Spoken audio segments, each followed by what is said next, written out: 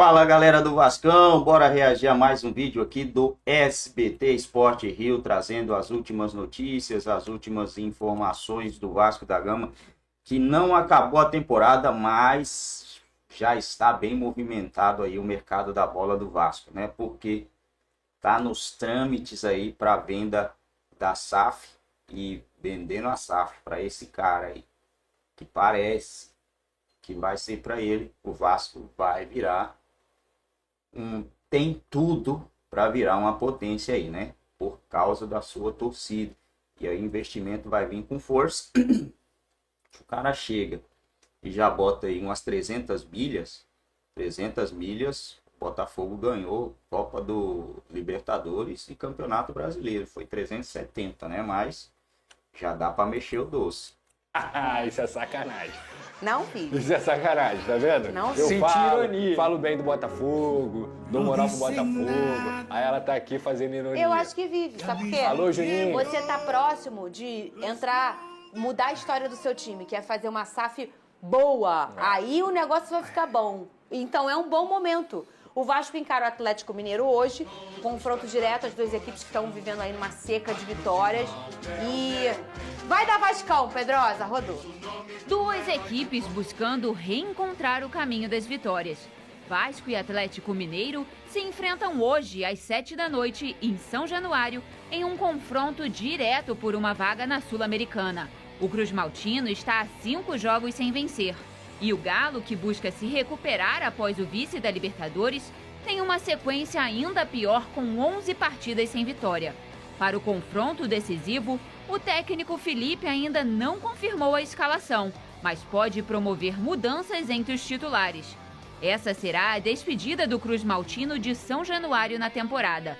E só a vitória interessa para terminar o ano em paz com a torcida.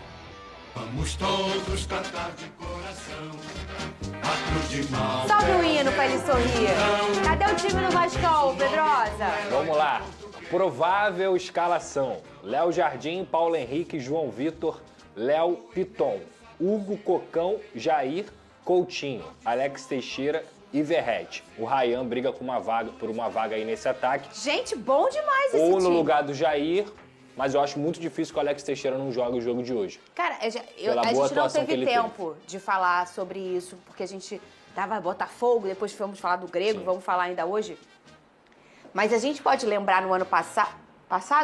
O ano passado. Sim. No momento mais importante ali passado não, retrasado. 22 na Série B. 22. No momento mais importante ali do Vasco, o Alex apareceu, o Alex Sim. Teixeira. E mais uma vez, imagina perder pro Atlético Goianiense em casa, perder pontos, Perfeito. ô Pedrosa. Mais uma vez o Alex sendo um cara importante quando a corda tá no pescoço, né? Ele entrou e mudou o jogo. Tanto porque ele errou no gol do Atlético Goianiense, quanto porque ele conseguiu dar assistência e fazer o gol. Ele foi um jogador extremamente importante nessa partida. E assim, o Alex foi muito mal aproveitado pelo Rafael Paiva, eu já falei isso aqui. Era um jogador que toda hora ele entrava 20 minutos, aí ficava 3 jogos sem entrar e depois entrava de novo. É impossível o cara ter sequência e conseguir render o que a gente espera que ele renda. E com o Ramon Dias, ele também foi mal aproveitado. O Ramon Dias, por exemplo, preferiu o Sebastião Ferreira ao Alex Teixeira. Verdade. O que pra mim era um erro. Claro que o Alex tem que mostrar mais pra gente poder falar que ele tá bem. Mas nessa última partida, eu acho que ainda mais com o futebol terrível que o Vasco tem jogado, ele merece uma oportunidade sim como titular. E então esse time aí é o provável time É o do Vasco provável hoje. time. Agora eu quero saber do Grego. Eu e toda a torcida do Vasco, Tá. esse cara que não é um iogurte, Não é? ele existe e pode comprar o Vasco da Gama, Existe. Lucas Pedrosa? Vamos lá. Este homem aqui, ó, rezando. Evângelos Isso. Marinacos, Isso. é isso? Vamos lá, tudo que a gente trouxe aqui na segunda-feira procede, tá? Ele é um cara que está interessado na compra do Vasco, assinou o NDA com o Vasco da Gama. O que é o NDA? É um acordo de não divulgação para que o Vasco troque documentos com o Evângelos Marinakis para que ele entenda a questão de CT, questão de estrutura, folha salarial, quanto que está a dívida e tudo mais. A gente também trouxe aqui, de forma exclusiva, que tinha um escritório que estava sendo o interlocutor entre o Vasco da Gama e o Evângelos Marinakis, além também da participação do Edu Gaspar. E esse escritório é muito conhecido, até o Jorge Nicola trouxe essa informação primeiramente, a gente confirmou, é do Juliano Bertolucci. Quem é Juliano Bertolucci? É simplesmente o principal empresário do futebol brasileiro e o cara mais respeitado no futebol mundial. Inclusive, ele tem uma boa relação com o Evangelo, já fez alguns negócios com o Nottingham Forest, que é esse time. O Gustavo Scarpa, quando foi para lá, por exemplo, foi o Bertolucci. O Andrei, quando saiu do Vasco aqui, foi pro Chelsea. Ele foi emprestado ao Nottingham Forest e foi também do Bertolucci. É um cara forte há muito um cara tempo. muito A proposta forte. dele pelo Pedro foi pelo Bertolucci. Bertolucci também, do Nottingham Forest, foi o Evangelos que tentou comprar o Pedro e foi através do Bertolucci. Então é um cara que tem uma excelente relação e está fazendo essa ponte com o Vasco da Gama nessa interlocução, digamos assim. Qual é a situação hoje, Pedrosa? Hoje a situação continua nas conversas. As conversas estão acontecendo. Não tem proposta na mesa. Quem quer fazer uma proposta para o Vasco da Gama e já assinou em relação a isso foi o italiano Andrea Randrezzini, que é o nome dele. Ele é dono do Sampdoria, da segunda divisão italiana, e ele era dono do Leeds na Premier League. Mas para fazer proposta para o Vasco, ele vai ter que angariar um fundo com outros investidores para tentar fazer essa proposta. E que não me parece ser o caminho ideal para o Vasco da Gama nesse momento.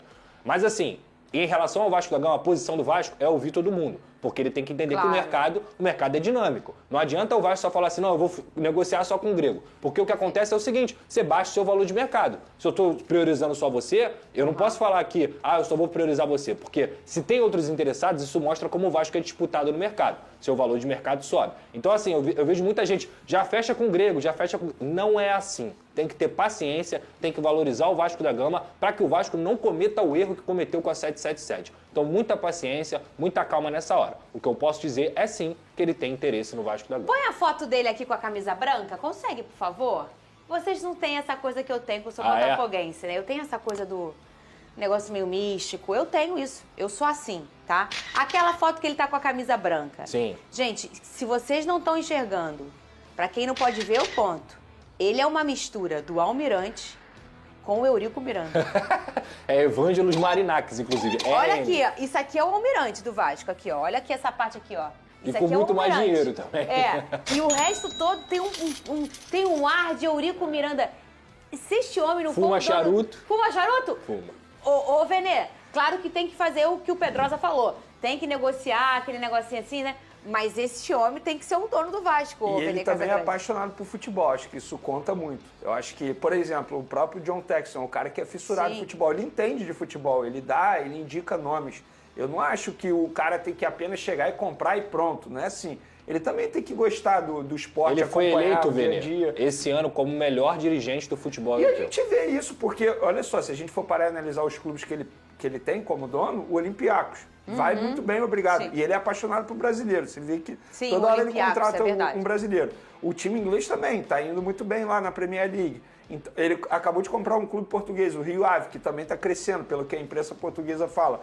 E eu, assim, óbvio que isso aqui é uma opinião de leigo, enxergando toda a situação de fora. Eu acho que o Vasco, ou qualquer clube que vai se tornar SAF, não tem que pensar apenas no dinheiro. Qual é a maior proposta financeira? Claro, com eu certeza. acho que você precisa parar e analisar o que essa pessoa, o que esse grupo pode oferecer futuramente. E esportivamente também. Vamos pegar o exemplo da 77. Beleza, supondo que a 77 na época tenha dado o maior dinheiro.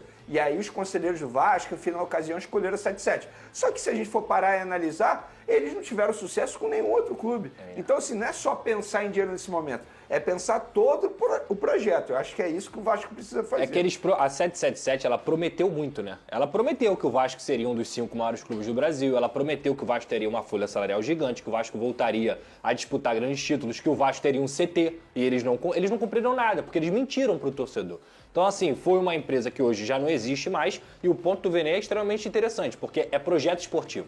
O cara não tem que chegar aqui e só, eu vou fazer um time milionário. Ele tem que reestruturar o CT, ele tem que fazer com que a base do Vasco da Gama volte a ser valorizada, ele tem que aí sim montar um time. O Edu Gaspar, que hoje também faz parte do projeto do Grego, ele foi eleito em 2023 como o melhor dirigente e hoje o Grego foi eleito em 2024 como o melhor dirigente do futebol europeu. Então hoje são dois caras que estão unidos. O Edu Gaspar é um cara sensacional, um dos melhores dirigentes que tem no mundo, não só no futebol brasileiro, em relação ao Brasil. Inclusive, um bom exemplo, pelo fato do Grego gostar tanto de futebol, por exemplo, na final do Mundial Sub-20, Olympiacos e Flamengo, ele fez questão de vir e acompanhar de perto, em loco. Porque qualquer outro dirigente poderia pensar, não, é Sub-20, eu não vou. sim. Exato. Ele não, ele saiu de lá, de onde ele mora, enfim, falou, não, eu vou acompanhar de perto. Muito então é bem. o cara que acompanha. Então, assim, Isso é muito tende a ser um importante bom para uma nome, né? questão de SAF. Não é só pagar dívida e ter dinheiro. O torcedor quer levantar a taça, né? Quer tocar no caneco. Ó, o torcedor do Fluminense, tá com a calculadora aí. Bom, galera, é isso aí, né, rapaziada? A tendência é que seja esse daí, que é mais bilionário, né? Mas que tem muita gente querendo comprar, tem. Provavelmente a gente vai ver esse negócio fechado. A novela, né? Essa novela tende a se arrastar aí por um bom período, mas no final das contas vamos ter um Vasco sim mais competitivo para 2025. Deu uma arrancadinha ali, deu uma animada no seu torcedor, né? Mas acabou aí ficando apenas com a vaga na Sul-Americana. O Vasco disputa a Copa do Brasil do ano que vem, né? Disputa. Vai ter aí uma Copa para disputar, uma Copa Sul-Americana, né? Então, já é algo ali legalzinho. Se montar um time bom para competir nessa competição. O Vasco vai ser aí, vamos dar uma olhada aqui. Vamos dar uma olhada aqui na tabela para a gente ver quem vai disputar a Sul-Americana. Cruzeiro, Vitória, Grêmio, Vasco, Atlético Mineiro e Atlético Paranaense até o momento. Cara, se o Vasco monta um time legal, de 200 a 300 milhões aí investido, ele tem tudo para ganhar essa Copa Sul-Americana, porque os times de fora são horríveis. Olha o time do Cruzeiro que chegou na final. O time do Cruzeiro é fraco. Fraco até demais. Então, tem tudo para conquistar sim uma Sul-Americana. Um título que eu consigo enxergar para o Vasco para o ano que vem, caso o Vasco se classifique, né? Porque o Juventude tem 42, o Vasco tem 44. Se o Vasco não vencer as duas partidas, ele pode ficar de fora. Ele não cai mais, né? Por número de vitórias. Mas ele pode sim ficar de fora da Sul-Americana, que seria um absurdo o Vasco não vencer nem o Atlético Mineiro e nem o Cuiabá, né? Um baita de um absurdo mesmo. Tem tudo para vencer os dois jogos e se classificar para a Sul-Americana e vir com a moral aí pro ano que vem.